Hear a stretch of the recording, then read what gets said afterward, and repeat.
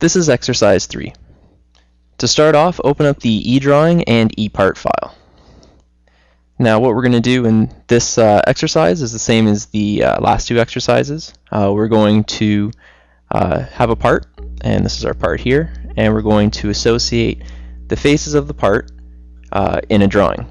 So if we go to the eDrawing file, you can see that we have the projection up here, and we're going to associate all the faces in this projection view to the various faces of our three other views. So our top, our front, and our right view. Now if we open up either the PDF, JPEG, or this one, and you can print them out, we'll start associating all the faces. So the first thing we're going to do is we're going to name the faces on the projection view. So we're going to name this one here A, this one B, C, call this one D, E,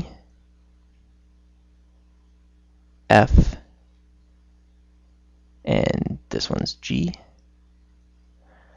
and then H, I, J, and K. So now from the projection view, we're going to go through our three views, and we're going to correspond faces to faces, so naming them. And again, before we start, what we want to do is just add some dotted lines for each feature so that we're able to associate between each view.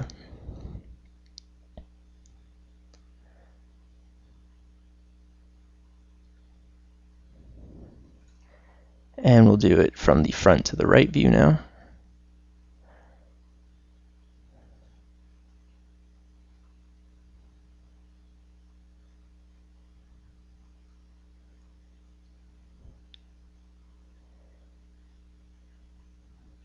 And you can see that we're able to define all the different steps and whatnot. So you can see that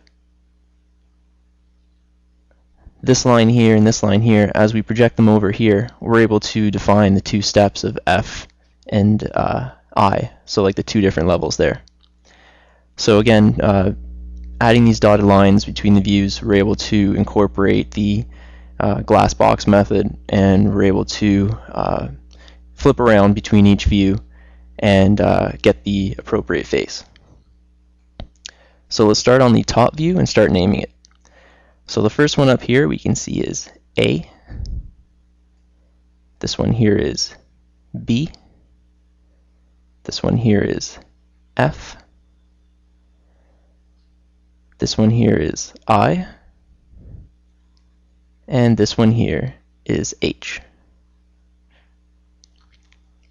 Now we're going to go from the top, and we're going to flip it down to the front view.